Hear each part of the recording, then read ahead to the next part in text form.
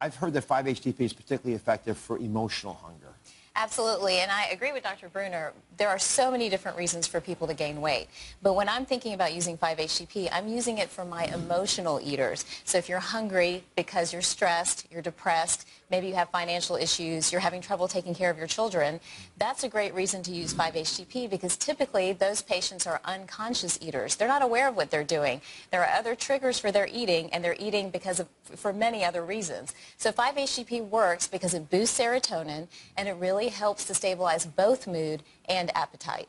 And Pino, how do you compare 5-HTP to all the other appetite suppressants that are out there? Well, I think the most significant and primary thing is just research showing how effective it is. You know, with other appetite suppressants, they'll have other ingredients or fillers that can either make you sleepy or just not feel so great, because most of the appetite suppressants on the market are stimulants. Yeah, and does it also give you other side benefits? And I'm asking this in context of the reality that folks fall off their diet and then begin to get mad at themselves, and they sort of spiral downhill.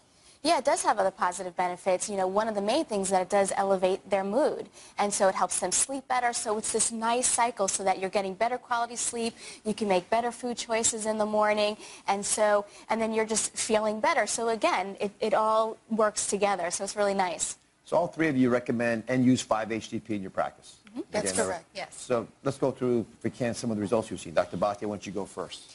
The take-home message for me about 5-HTP and when I choose to use it is for, again, those emotional eaters.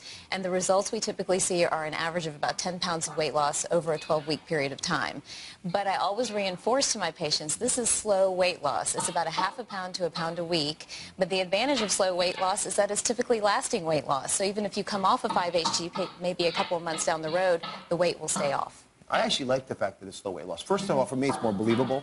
Exactly. When someone promises you that you can lose 20 pounds in a week, the only way you can do that is amputation. I know. It's not possible. Yeah, I mean, it just doesn't last. And then if you're going to yo-yo, which sometimes happens, you'll come back just as fast as you went down. Right. So the idea of losing a pound a week, which is, again, what we're seeing in the trials, what you're seeing in your clinical practice, is very, very reassuring to me. The other thing that I've noticed is looking at the literature on this is that in one large study, they looked at women, and they looked at specifically how many fewer carbs they ate. It was a dramatic shift without even trying. That's the key here. I don't want to, obviously you can whip people to do things, but if you can get them to eat less carbs without realizing they're eating less carbs, that's a huge value. In that study, the average carb intake dropped by 100 grams a day. Now, a lot of you don't know what 100 grams of carbs are like, but let me just bring it alive for you. Here's an idea of what that actually looks like. These are, 4 donuts are 100 grams of carbs. How many of you had a donut today before you came to the show? No one's honest. Well, no one had 4 donuts, I hope, but over the course of your day, you'll have that many carbs. 8 slices of bread is 100 carbs. And again, think about that broken over the many different ways you get your carbs, not just through slices of bread, and 2.5 cups of ice cream, which people do have. That's also 100 grams of carbs. So, Pina, something as powerful to this. Do you need a prescription? How do you get it?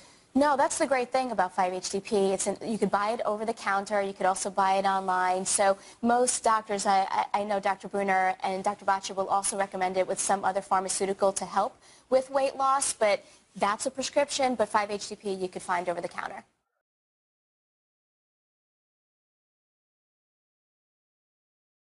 I've heard that 5-HTP is particularly effective for emotional hunger.